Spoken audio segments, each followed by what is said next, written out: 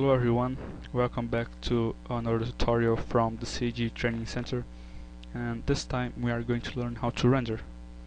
So for those of you that don't know what rendering is, render is basically combining everything you're seeing, objects, lights, shaders, materials, and transforming that into an image or a video.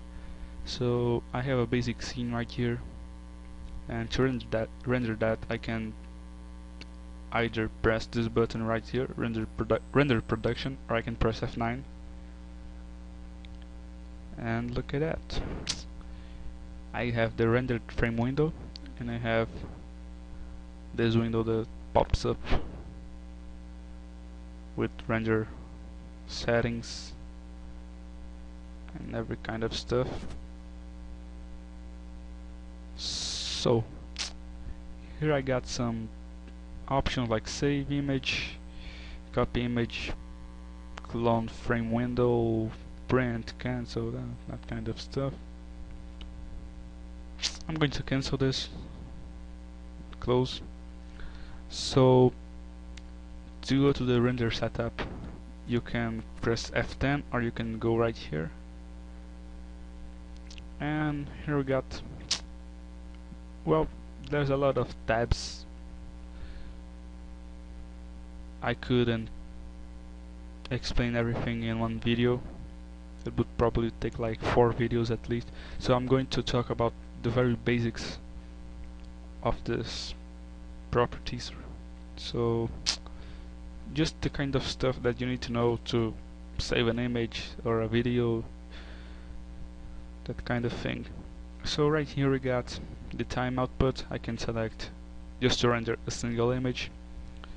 The active time segment, which would be the whole timeline. I can select a specific range of frames right here too.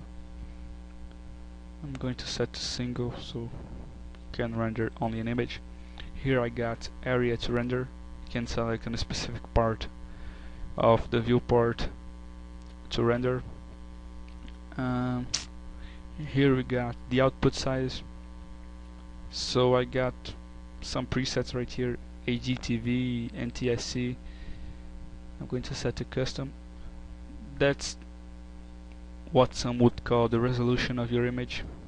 So I'm going to set this to. Have in mind that the higher the resolution, the longer it will take to render, so be careful. Here we got some options, I won't talk about it. Here in render output, well, that's where you can save your files, actually your image into files. So if that's not checked, you can check this box right here. You can go to files, and here you can select a folder and a specific type of image. You can change the name of it. Here we got JPEG, BMP, AVI for videos, a lot of extensions, so it's your choice. I'm going to go with JPEG. Just hit save. What else? Right here we can select a specific type of render, active shade, production. I got some presets right here. I can make my own, like if I hit save. I won't though. I can select what I want to render, so if I want to render the top view, the left, the front, the camera, and I could press render, and the same thing would happen. I will cancel this and talk about renderers. So the 3ds Max comes with the Scanline, default Scanline Renderer, which is that, but there's a lot of other renderers such as Mental Ray, V-Ray, Brazil. I'm actually using Mental Ray. which also comes with 3ds Max. I guess it's starting from 2010. It is already included, so I will set this to mandatory because my scene is all done with mandatory materials, lights, that kind of stuff.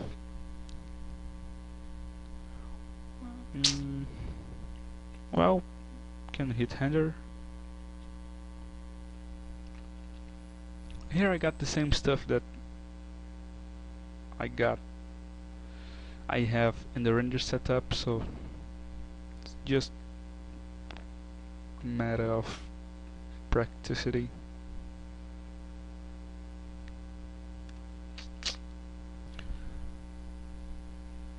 Okay, I cut it the video so it could go faster, and now the render is done. And you remember that I saved the image in that folder with the name of test render 2. So I'm gonna close this and go to that specific folder right here, and here I got my image, test render 2. So it's a simple JPEG. I could do that with AVI, BMP, TIFF, anything I want. Well, is there something else? I don't know. You know what, I'll probably make more advanced tutorials about everything I'm talking about in this beginner series, and just go with this for now. If you want, you can try look another tutorials, and I guess that's it. See you guys in the next video.